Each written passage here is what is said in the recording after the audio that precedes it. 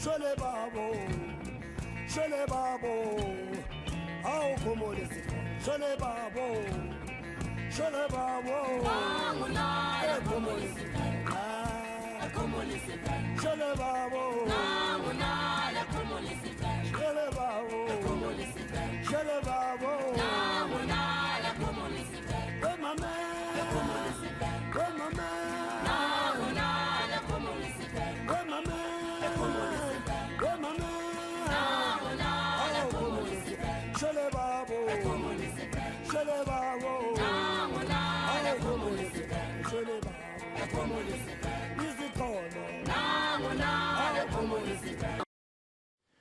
Hi everybody, we're off on a journey again today. This time, for the first time, we're going south. So we're in Boksburg. Now, I could go down that main blue road, which is the new road down to Durban, which is on the coast. But that's a long way for where I want to go. So I'm going to go on the old main road down to Dundee, which is there. Okay, that's Dundee, that's where we're heading today. Now the old road is the road that Brian and I hitchhiked down as 14-year-olds in 1974, so that's the way we're going today, on the old way down to Dundee, which is the shorter route, but a few more potholes.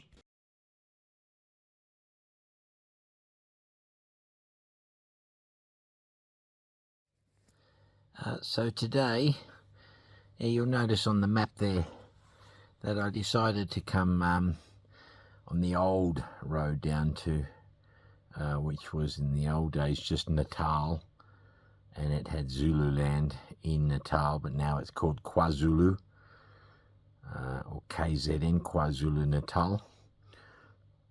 And I did that because I wanted to travel on the old way that Brian and I, all those years ago, must be 50 years or 48 or 49 years at least, how we hitchhiked our way down as kids from all the way up there in Brakpan down to Durban.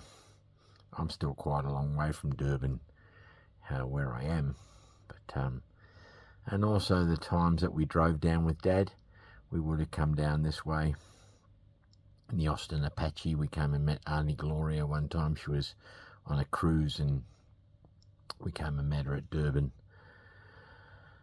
And also to see that railway line again, the rail that we took from Durban up to Pretoria all those years ago. So and I found the road to be perfectly adequate. A couple of potholes, but nothing at all extreme. When you go through the towns, it can be bad.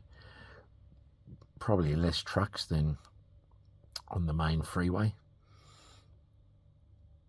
I'll probably use the freeway to leave and to go across, but yeah, I had a really enjoyable drive, and that car is just fantastic to drive.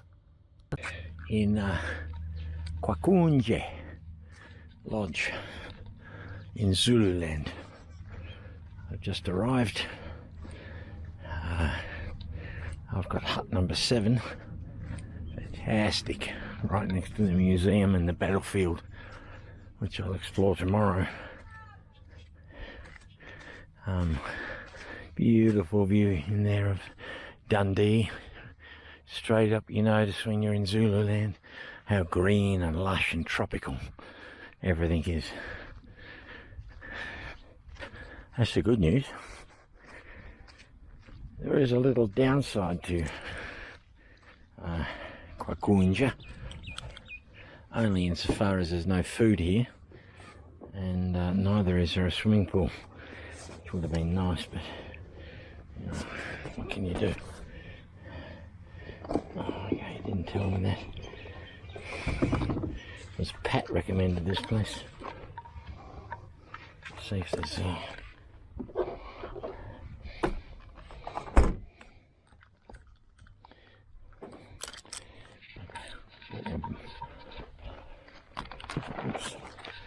brought my bubble bath with me.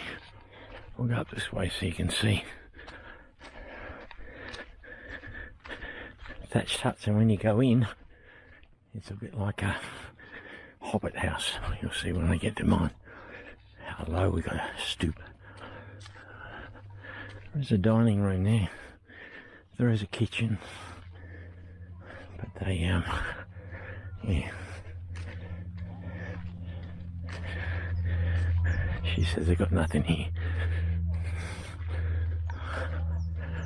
These beautiful sort of aloe plants. Here's my room. What do you reckon?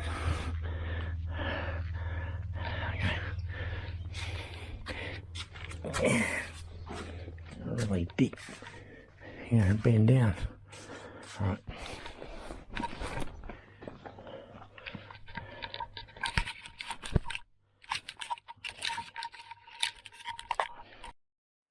Okay, so I'm in my my hut. I can hear the jibber jabber of some Zulu girls out in the village, but I'm not going to give you the false impression that I'm actually in a remote Zulu village. This is a bed and breakfast. Actually, no, it's not breakfast, it's just a bed.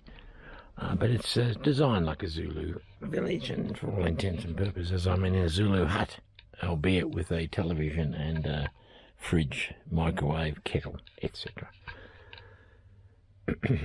So, I thought, I did one earlier, I think I'll do it again. I thought I'd give you a appraisal. We're today's halfway through. There we go. Today's halfway through the holiday. 4 weeks have gone already. I've covered a hell of a lot of ground. Most of the Transvaal, I'm still going to call it that, up as far as Louis Tricot to the north, as far as Mafeking to the border on the west, across to Mpumalanga in the east, and some filming yesterday. So we did a lot of that. So I'm in a position to make an appraisal. First off, I must have spent 6 months having these little mini panic attacks. Not major, just sometimes I had trouble going to sleep, or I'd sit upright and go, what am I doing? I'm going to get killed there, I'm going to get raped, I'm going to get, you know, all the negative stuff that you hear about South Africa. And I'm sure it goes on. I've spoken to people. Jackie, for instance, had a home invasion. Her sister was stabbed in the home invasion. That's why they live in that gated community now, in those R1 million houses, so that they've got a level of security. So it happens. Things that, you know, as I said before, it's boots on the ground. You really don't know till you get to a place. So things that I was concerned about, and I haven't experienced any discomfort at all. Let's start with power. I was told, and it's certainly true, they have load shedding every day. Now, there was hardly any load shedding during my first few weeks, and people said, oh, that's because of the Springboks playing rugby. I don't know how true that is, but I didn't notice any load shedding in the first few weeks. The only place I've noticed load shedding was when I got to Lalapanzi, and there was a couple of days where the power went off for 2 hours at a time, but one was like 5 in the morning when I didn't really need power. One was in the evening, but you know, you're not plunged into darkness. The hotels and that do have backup lights and generators sometimes, and they get by on just the essentials of lighting, and it didn't affect the hot water, for instance. So I went and had my bubble bath on that night when the power was off. That stretches to petrol, so I thought, okay, there's going to be power outages, there'll be lines of cars lined up to get petrol. I'll have to try and calculate where all the load shedding is in each town, so when I get there I don't need petrol. None of that is applicable. The petrol stations have all got generators. There's always petrol available. What about feeling safe? there was that one time when with Alan and Colin, when we went to see Renosterkorp, and we were in that informal settlement, and those couple of guys came over. You didn't see them, but a couple of guys came over, Africans. One of them had a bottle of brandy. It was like 10 in the morning. They were asking what we were doing. Were we taking photos? That's usually an invitation to say, well, if you're taking photos, give me some money. That didn't happen. They were friendly. The guy drinking brandy, I asked him about the Springboks, and that sort of deflected. But yeah, they could turn. But essentially, I had this fear of every set of lights. And yeah, don't get me wrong, because they put up street signs saying high risk danger area. I saw one on the way back from Louis Tricard. It said, do not stop for the next 5 kilometres, high risk crime area. There are sets of lights you come up to where it says high risk carjacking or hijacking area. So there's no doubt it goes on, but I haven't seen anything untoward at a set of traffic lights. Lots of beggars sometimes, people selling things, but not nothing like I thought, But yeah, South African cars are designed so that all your doors are locked when you get in. I noticed this car I picked up after about a minute, it automatically locks all your doors. That's just a feature of a South African car. What else? Banks. Yeah, banks are no problem. It's all ATM. There's no tellers here. You can, there are staff standing around. If you're having trouble with the ATM or you don't know what to do and you need a bit of help, you can go and ask a staff member. They'll come and stand with you at the ATM and show you how to use it and what to do. So I learned that pretty quick. The phone, yeah, I got a SIM card with Vodafone, which are the biggest network in South Africa. That's a little more complicated. You got to buy airtime and you got to buy data. Airtime is not data, data is not airtime, and I don't really know what the difference is, but you can't just say, well, I'll join a plan for 2 months and I'll get 500 gig a month or something. No, you got to keep buying it in blocks. They only sell it to you in a block, and only for a couple of weeks at a time, the way I've been going through it. That's a little complicated. Communication, no, they're really lovely people. The Africans have lost none of that. Although, having said that, did notice going through that village, it used to be everybody waved, everybody smiled, everybody whistled, everybody wanted to meet you. I didn't get that going through that informal settlement. Some of them we waved at and they didn't even wave back. Yeah, that's just one example. But the people at the car wash, they're lovely. They've remembered me now. They've come over and spoken to me, asked me how my holiday's going. Doesn't take long to get to know them, and yeah, they're really lovely. The driving, they drive aggressive, I'll say that. Overtaking, doesn't matter, double lines. If there's a car coming at you and you've got enough room to get past the car next to you, they'll go for it.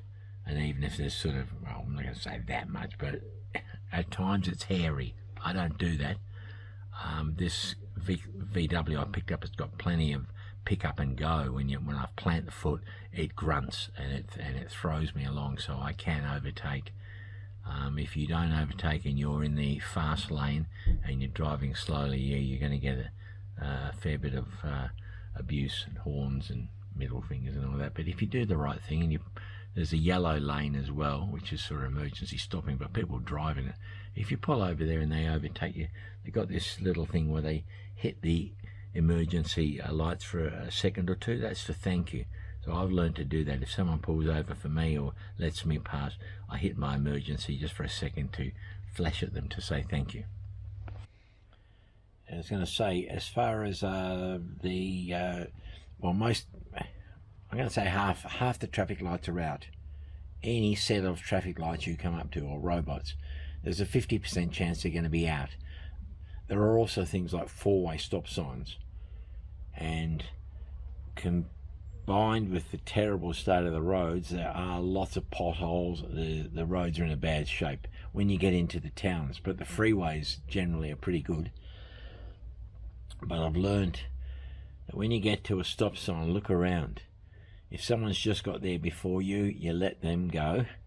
If you've got there and you're the first one there, everyone else will let you go. That includes turning, but everyone goes real slow anyway through intersections because they know that it's fraught with danger. And but yeah, it seems to work reasonably well. I'm comfortable now going through intersections.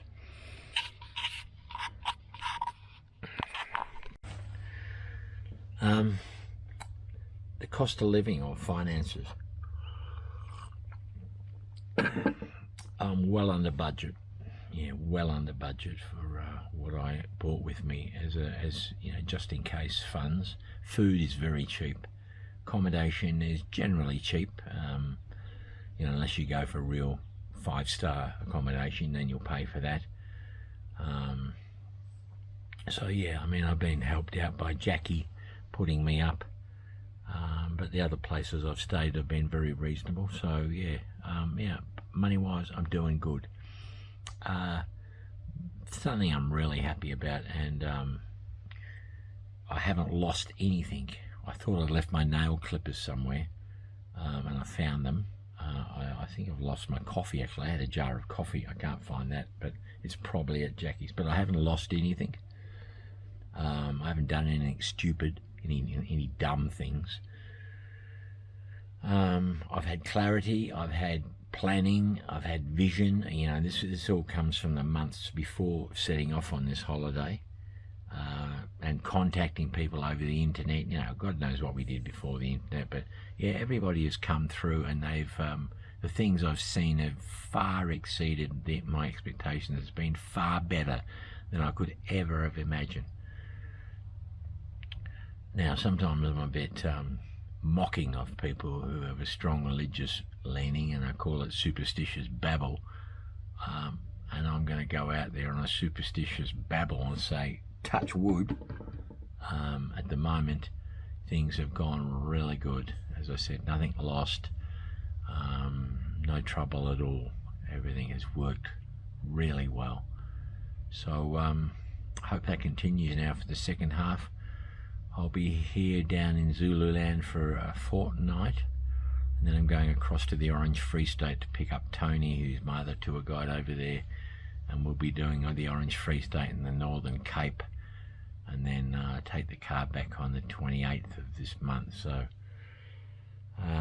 wish me luck, and I'll talk to you soon. Bye.